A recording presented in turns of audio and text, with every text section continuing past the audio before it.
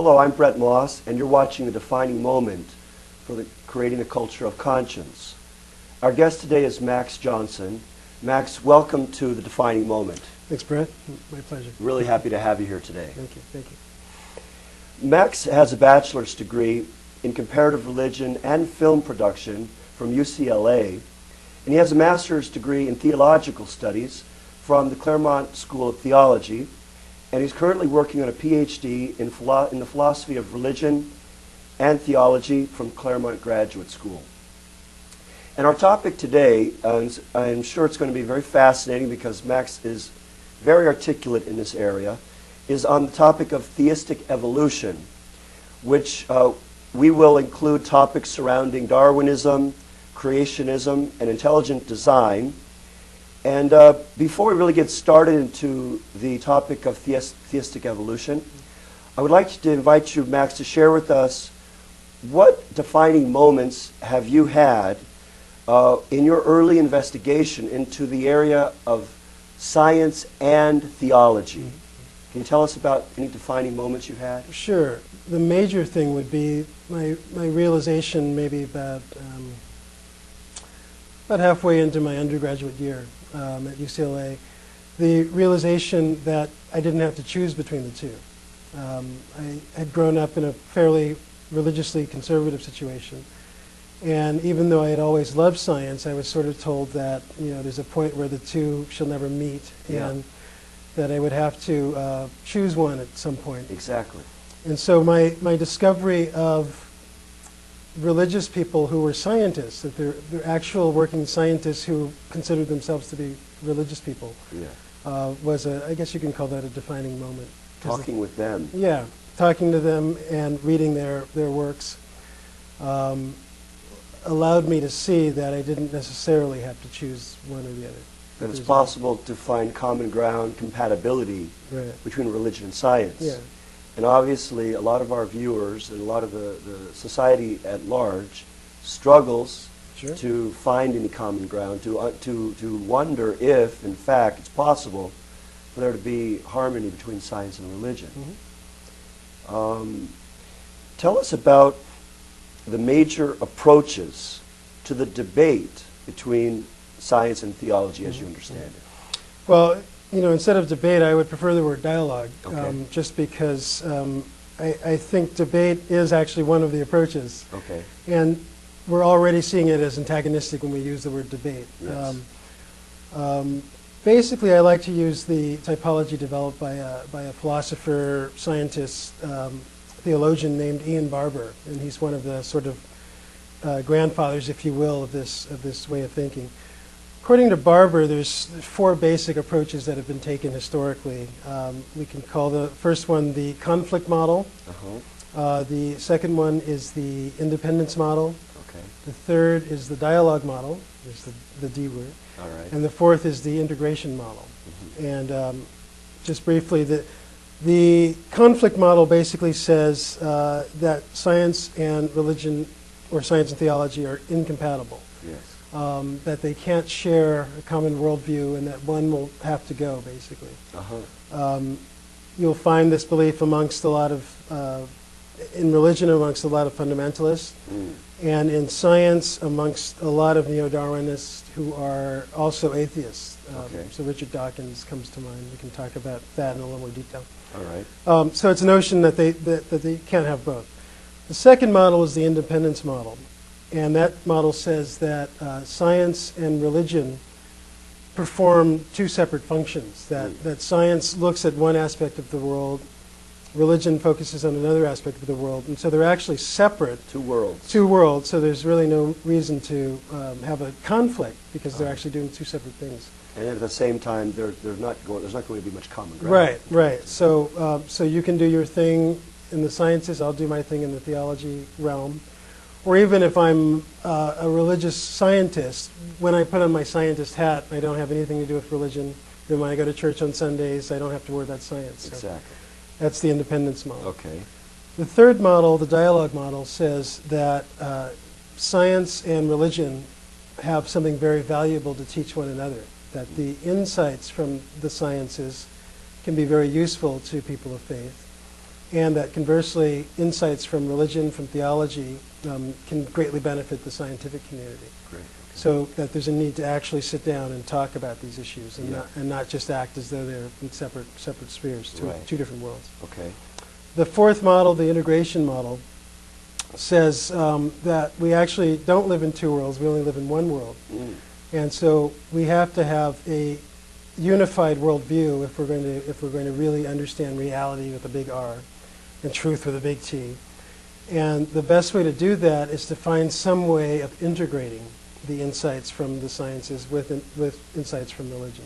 Mm-hmm. And so that's the more challenging of the models, but it's also a view that I happen to believe is where the discussion needs to go. Okay, great. All right, thank you very much for explaining that. What is theistic evolution, and how does Darwinism, creationism, and this kind of new idea that's coming onto the scene in our country, intelligent design, how does that square with theistic evolution? Well, theistic evolution is basically the idea that that the theory of evolution, the Darwinian theory of evolution, and divine influence are not mutually exclusive. To put it simply, that evolution is more or less real or true, but that somebody, let's call this somebody God, Yeah. had something to do with it. He was involved in the process of evolution. Right, right. So it wasn't just random mutation, and as Darwin explains it, Right, and yeah. something that happened without any participation from a divine being. Sure, yeah, yeah, any sort of conscious influence. Yeah, in a strict Darwinian view, species evolve through three processes, through chance, through endless amounts of time, and through a process called natural selection. Yeah. And according to the Darwinians, these three forces alone are able to account for creatures like you and me.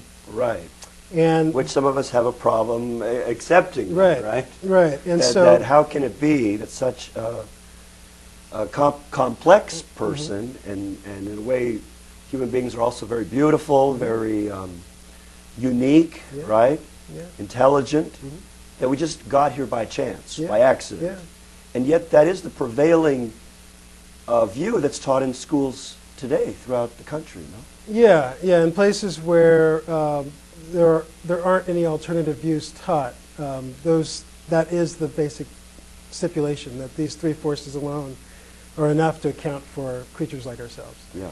And most religious folks just don't quite agree with that. We Yeah. think that we are, fearfully and wonderfully made in some way, and that And so then that also brings us to creationism. yeah. So talk about creationism and the limitations to creationism, or the problems of creationism. Yeah, creationism goes a little too far from the perspective of theistic evolution. So it's one thing to say that the basic idea of evolution is correct. We think that chance, time, and natural selection have a lot to do with how we got here, how other creatures got here. Creationists want to go a particular route and say that all creatures are basically the result of what we call special creation. That is, that they were supernaturally created separately by a all-powerful God.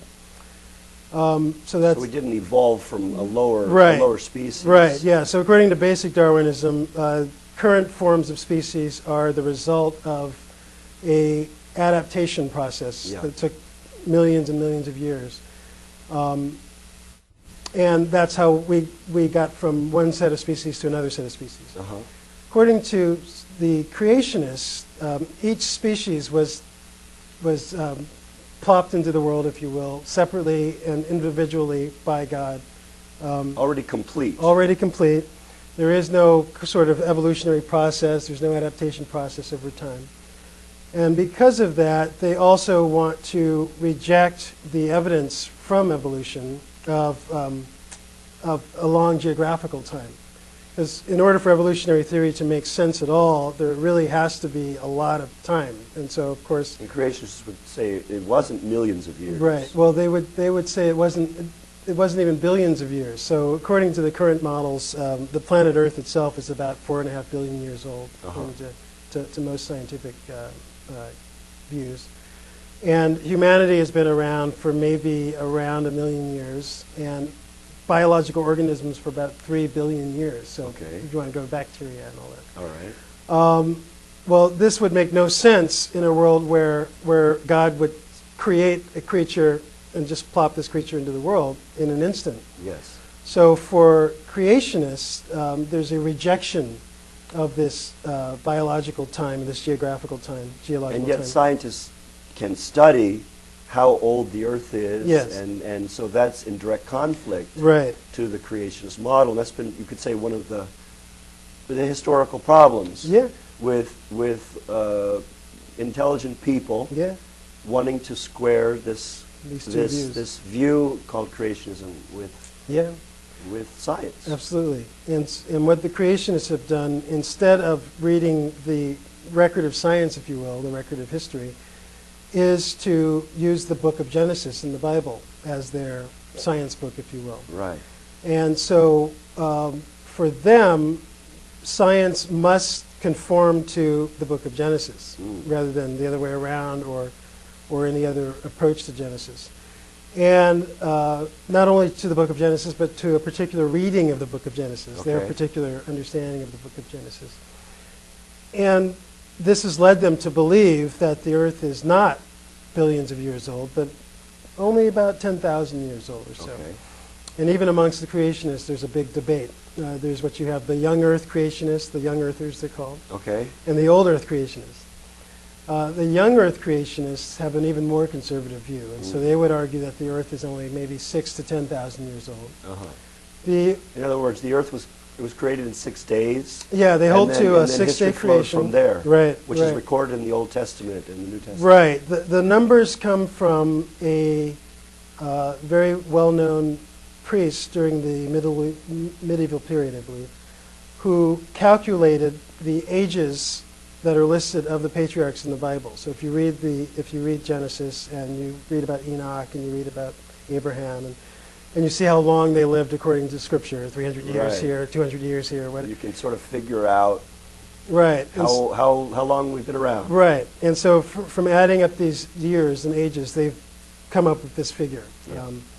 And so for them, for the old Earth creationists, they'll allow between 20 and 40,000 years old. So the old Earth creationists will say that the Earth is about 40,000 years old. But there's still this strict adherence to the book of Genesis as the source book for our knowledge. And this has led to a rejection of the methods used in science to date things, for example. So they reject most of the methods of carbon dating and half-life dating. How do they go about rejecting it? Well, it's interesting you asked. There's been movements of the rejection. The first movement was just an outright rejection. They just said, "Well, you're doing it wrong, basically. That Bad science. Carbon dating doesn't work. It's a wrong way to understand ages." But as time went on, and more independent labs, independent of one another, used the same data and came to the same conclusions, it became harder and harder for the creationists to deny that carbon dating actually works and actually yields these results.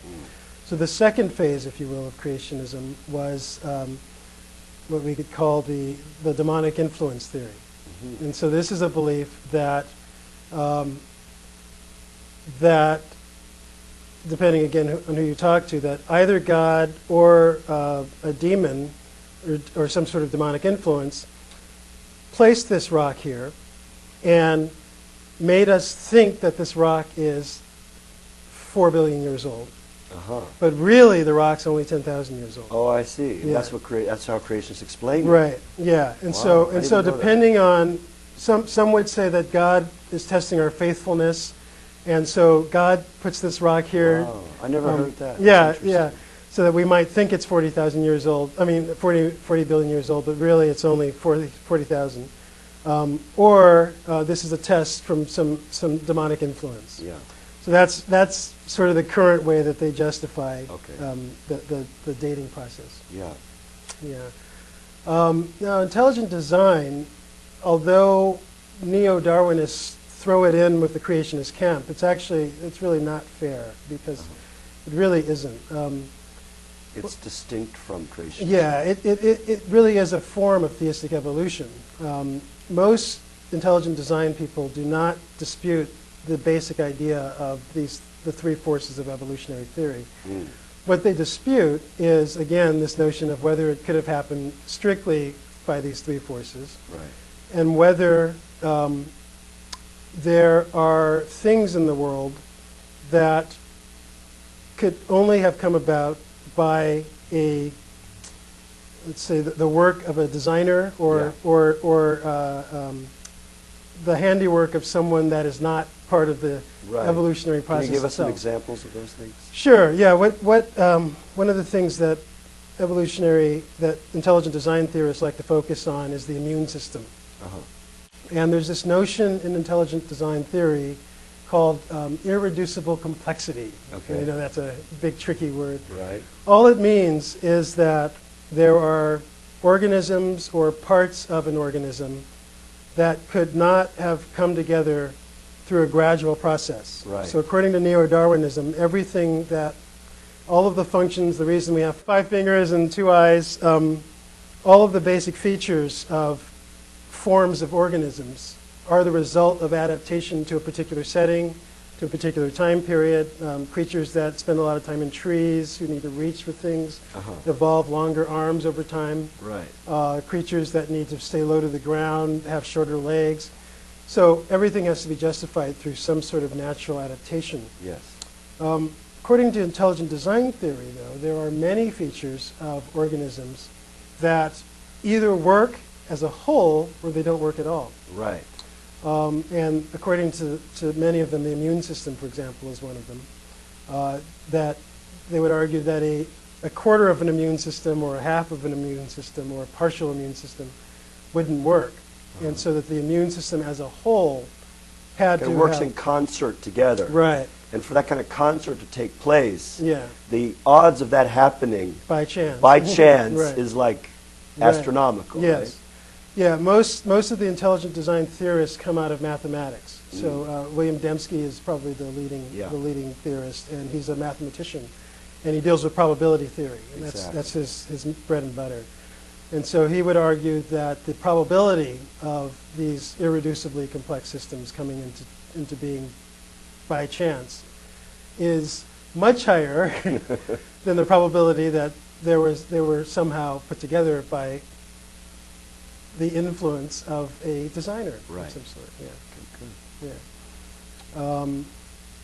And so those are sort of the three positions. And then there are other forms of theistic evolution besides intelligent design theory. good. Okay, tell us about those. Well, there's basically two camps within the integration model. So we can put intelligent design theory in the integration model that I mentioned before. Okay. And those two camps are natural theology and a theology of nature. All right. And can you explain to us Sure. what's the difference between those two? Intelligent design is a form of natural theology. And that means by looking at the natural world, by going out and looking at things, we can discern from looking at the features of the world the handiwork of a designer. So And in a sense, draw conclusions Right. about the characteristics Right. of that designer. Right. And it's what William Dembski calls the design inference. Design inference. Right. So, look at this thing here. It could not have come together by chance. Look at how it works in concert with these other things. This seems to show some signs of design. And so intelligent design theorists like to look at the biological world, at the ecological world, and look for these signs of intelligence, basically. Yes. The other approach, which is a theology of nature, starts actually from within a particular religious tradition, so let's say Christianity. So it starts within the Christian tradition, but then it says, well, Christian theology has always been based on a particular worldview. So the people who wrote the Bible, the people who were the early Christians, they all lived in a particular worldview and a particular scientific understanding or pre-scientific understanding. And their view was based on their understanding of the world. Well, we contemporary people have a very different understanding of the world in many ways. So they were biased in a sense. Right, right. By the beliefs that they held. Right, yeah, and they were influenced by those beliefs, and that those beliefs helped to found or form their theological views, their understanding of God and the world, for example. Okay. So a theology of nature says that what we need to do as contemporary people of faith is look at our contemporary worldview, look at our knowledge of the sciences, look at our knowledge of anthropology, of psychology, of social theory, of philosophy, and see if we need to revise or reform the traditional understandings of God and the world, or of divine power, or this and that, based on our understandings of these other insights from these other traditions. And other religions would be another influence, another possible influence. So we know a great deal more about other religions than people have ever known in history. Yeah. There's much more shared knowledge between religions than has ever occurred before. Right. So a theology of nature would start within a tradition and then see how that tradition needs to be modified. Whereas a natural theology would start from looking at nature and say that this requires an explanation that's not strictly a naturalistic explanation. Interesting. And what are the primary criticisms of intelligence design theory? Well, the two major criticisms. One is that it's not a science. So that'd probably be the biggest criticism. If we look at the way science works in terms of an experiment, an injunction, the observation of an experiment, and then this third category of communal verification or rejection. And that's what constitutes what we call the scientific method. Right. You will see that there's really no way to apply it strictly within intelligent design theory.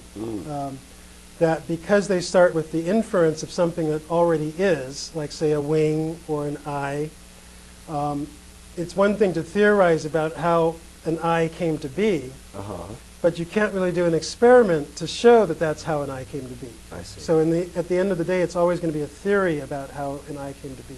Right. And that's going to keep it out of the realm of being strictly scientific. So that's the criticism. That's one of the criticisms, yeah. And how do proponents of intelligent design theory respond to that criticism? In general, tend to agree with that criticism. They accept that. Right. And I know William Dembski and Michael Behe and Jonathan Wells and a few others are currently working on ways to develop a testable hypothesis, because they do realize that that's a strict limitation. And they think they can overcome that weakness. Yeah, I mean, especially Dembski is very hopeful that there will be a way to actually test these theories of intelligent design, and at that point, then they can declare it a science. Okay, so that they're comfortable for now saying it's a theory. Yeah. And it deserves as much consideration as Darwin's theory, which kind of has become a law, not a theory, in terms of how it's taught. Right? You're right, and it's tricky with evolution because evolution is actually both. So there's many things in evolutionary theory that have been, for most intents and purposes, verifiable enough to be considered fact. And yet at the same time, there are problems with Darwin's theory. Sure, yeah, there's other aspects of this theory. Again, this notion of how things came to be, which is more properly in the field of what we call cosmology. Cosmology, can you say something So about cosmology studies the nature of the universe as a whole. Okay. So how the universe came into being, why are things the way they are, how did our solar system come to be, how did planet Earth ecosystem get to be the way it is, and how did organisms first evolve on this planet? You know? Yeah. So all of these aspects are part of cosmology. Okay. Because cosmology is highly theoretical in the sense that it's based on things that have already happened that we weren't privy to. Right. So it's very hard to verify them using the scientific method. And so what you have in evolutionary theory is a combination of sort of known biological facts, known historical facts, verifiable dating methods and things, with this overlay of theory as to how things came to be. Mm-hmm. And it's that theoretical aspect that is not emphasized enough within the scientific community. In other words, they focus more on the hard science. Yeah, well, as a way to prop it up. Yeah, and they're not always honest about there being a distinction there. Yeah. So the more honest scientists will say that, well, there are things that we know that we can call fact, and then there are other things that are part of a theory, that are part of a hypothesis. Mm-hmm. And again, hypothesis theory doesn't mean that it's wrong. It just means that it's not, at that point, testable. Yeah. So that competing... In that sense, it suffers in the same way intelligent design does. You just can't prove it. Right. And so this is one of the reasons why in the sciences now, the sort of common arbiter is this fancy thing called the inference for the best explanation, or IBE. Uh-huh. And so IBE simply means, given the known facts about the world, given the known experiences, what is the best explanation for how this particular phenomena came to be? Mm-hmm. And right now, many aspects or evolutionary design, evolutionary theory in the general sense, has a huge explanatory ability, whereas something like creationism has pretty much zero explanatory ability. Right. Because in terms of standing up to science. Right. Because it's not even trying to explain anything. It's simply making a series of statements. So that the book of Genesis is the arbiter for truth. The book of Genesis teaches us how old the earth is. It makes all of these statements. It doesn't even try to prove them scientifically. It doesn't try to develop theories or data or anything like that. Yeah. So it's the exact opposite of IBE. Mm-hmm. And so that would be one reason why the scientific community would not want to adopt creationism as a possible explanation. Sure. That makes sense. Yeah. Okay, good. Well, what have you, we're almost at the end of our program. Time has kind of flown by. What is it that you think is most important that people know with regards to the whole debate about intelligence design, Darwinism, creationism? Well, what should people be most interested in concluding for themselves? I think it's very important for people to realize that the reason that we live in a largely scientifically driven worldview called scientific materialism. Okay. The reason that view is dominant is because it actually works very well. The scientific materialist worldview has amazing explanatory power. And I think it's important for people of faith to realize that they're going to have to deal with it. I mean, if I can say one thing, I would say that we cannot, as people of faith, if we want to be considered rational people, if we want to be considered logical people, if we want to be considered people who have justifiable beliefs, we cannot ignore the insights from the sciences or just blanketly reject them. Yes. We're going to have to engage with them. We're going to have to deal with them. And I think a lot of them, maybe most of them, are very valid and very true. And so any sorts of approaches to the science and religion dialogue that's based on a rejection of science or a rejection of the scientific method, I don't think will ever hold water in the long run. And I don't think such a view will ever be tenable. Great. Well, Max, thank you so much for being our guest today. It's really fascinating. And again, your knowledge and your articulation of these topics, these issues, is truly fascinating. So I just want to thank you for your time and for coming on our show today. We appreciate it and hope you can come back again sometime. Thank you. I would love to. Great, thanks. You've been watching The Defining Moment. You can learn more about our show on the internet at www.definingmoment.tv. Thanks for watching and have a great day.